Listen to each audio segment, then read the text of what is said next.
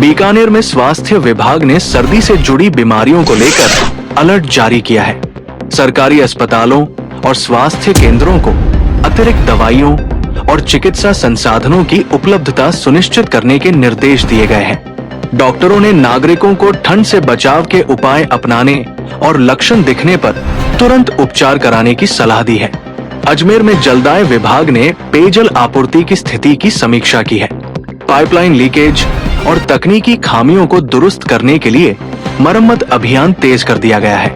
विभाग का उद्देश्य ये सुनिश्चित करना है कि आने वाले महीनों में जल आपूर्ति बाधित न हो और नागरिकों को किसी तरह की परेशानी का सामना न करना पड़े।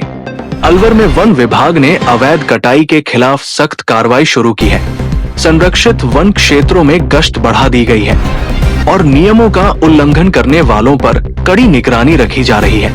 विभाग ने स्थानीय लोगों से अपील की है कि वे जंगलों की सुरक्षा में सहयोग करें और किसी भी अवैध गतिविधि की सूचना दें। श्रीगंगानगर में किसानों की समस्याओं को लेकर जिला प्रशासन ने संवाद कार्यक्रम आयोजित किया। इस दौरान फसल बीमा, सिंचाई सुविधाओं और कृषि सहायता योजनाओं से जुड़े मुद्दों पर चर्चा की गई। अधिकारियों ने किसानों को भरोसा दिलाया कि उनकी समस्याओं का समाधान प्राथमिकता के आधार पर किया जाएगा। अब बढ़ते हैं आगे की खबरों की ओर। जयपुर मेट्रो ने यात्रियों की सुविधा को ध्यान में रखते हुए अपनी समय सारणी में आंशिक बदलाव किया है। पीक आवर्स में ट्रेनों की आवृत्ति बढ़ाने का उद्देश्य भीड़ को नियंत्रित करना और यात्रियों को अधिक सुगम यात्रा अनुभव प्रदान करना है। मेट्रो प्रशासन का कहना है कि इससे दैनिक यात्रियों को सीधा लाभ मिलेगा।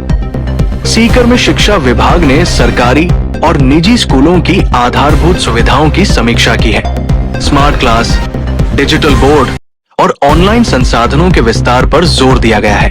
विभाग का मानना है कि आधुनिक तकनीक के उपयोग से छात्रों की सीखने की गुणवत्ता में सुधार होगा और शिक्षा व्यवस्था और प्रभावी बनेगी।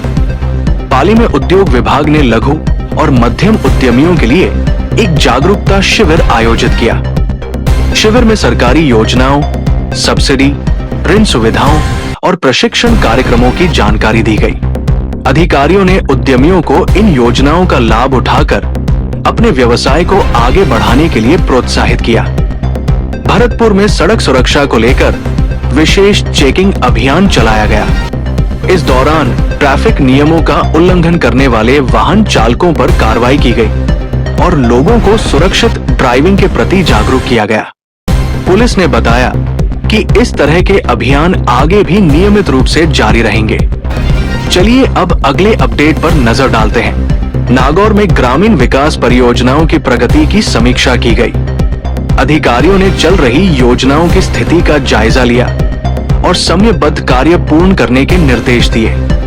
प्रशासन का कहना है कि ग्रामीण क्षेत्रों में बुनियादी सुविधाओं को मजबूत करना सरकार की प्राथमिकताओं में शामिल है। डूंगरपुर में आयोजित स्वास्थ्य शिविर के माध्यम से दूर दराज इलाकों के लोगों को निःशुल्क जांच और दवा वितरण की सुविधा दी गई। शिविर में बड़ी संख्या में ग्रामीणों ने भाग लिया। स्वास्थ्य अधिकारियों का कहना है कि ऐसे शिविरों से ग्रामीण क्षेत्रों